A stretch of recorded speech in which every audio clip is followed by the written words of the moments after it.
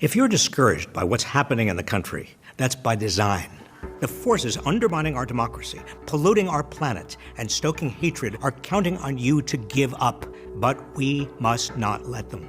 The moneyed interests have lobbyists. They have media megaphones. And they have an even more powerful weapon, one that's harder to spot, but incredibly effective. Cynicism. They want us to feel like we can't make a difference, so we give up. And then they win. They spend a lot of money to make it seem like progress on the issues we care about, from climate change to social justice, is impossible. They use their allies in political office to grind the gears of government to a halt, so people see government as the problem, not the solution. But if there's one thing we learn from this wretched pandemic, it's that government intervention can reduce poverty and suffering, and we can afford to pay for it. They scheme to make our politics divisive and ineffectual, so we fight among ourselves instead of challenging their power and privilege. The more overwhelmed we feel, the happier they are. They want us to become so discouraged that we stop showing up to vote. Another victory for them. Now, I get it. All this struggle, all these big problems can be exhausting and infuriating.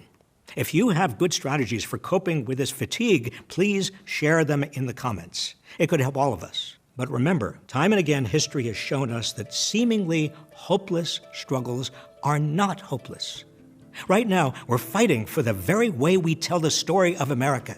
There are those who want to go back to simplistic and false narratives, one where we have been perfect from our founding, where we don't need to tell the unpleasant truths about slavery, colonialism, racism, sexism, homophobia, and xenophobia, where we can ignore both past and present injustices. But there is another story of America, one of imperfection but progress. In this story, which is far more accurate, organizers have changed this nation many, many times for the better. We secured labor rights, civil rights, women's rights, and LGBTQ rights, much of what we take for granted today.